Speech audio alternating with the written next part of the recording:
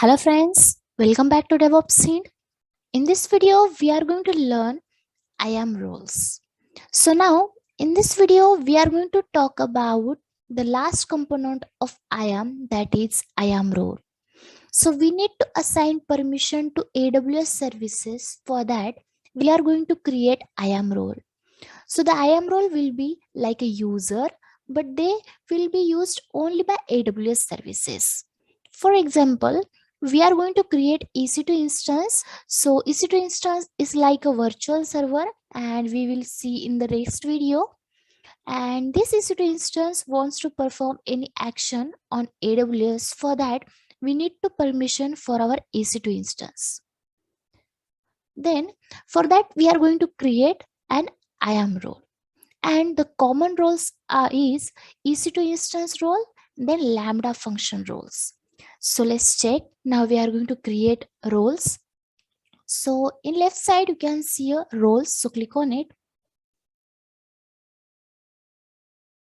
So now you can see now I have 12 roles.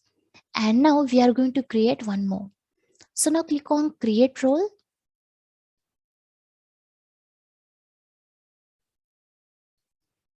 Firstly, select trusted entity. And then if I scroll down, here you can see use case. As I told you, there is common use cases EC2 and then Lambda. So now click on EC2. Now I'm going to create this common use cases using EC2. Allow EC2 instance to call AWS services on your behalf. Now click on next. Then the next step is add permission. Here you can see. So now here I will search administrator, and now here I will check out this system administrator, and then next.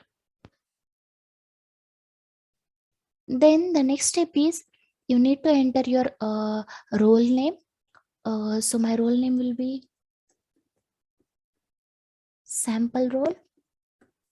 Then description, allow EC2 instance to call AWS services on your behalf. Then if I scroll down, here you can see your permission.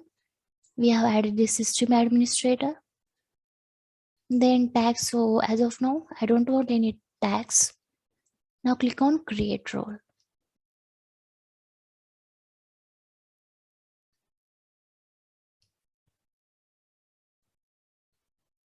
So you can see here creating sample role. So wait for a few seconds.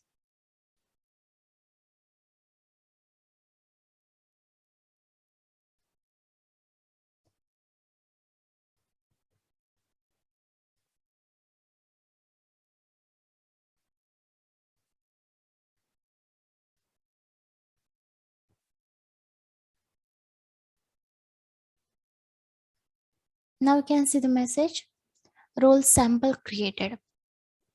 So if I scroll down, here you can see sample role and interested entities, AWS services for EC2. So here you can see our role. So that's the roles. Then in this video, we are going to learn about credential report. So let's check what is credential report.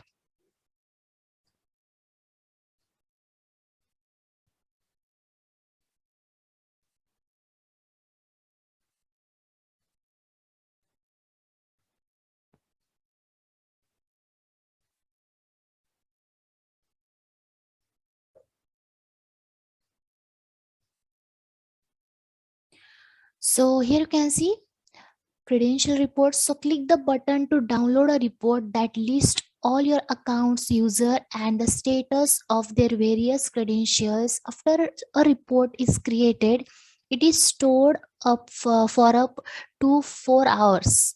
For more information, see the documentation.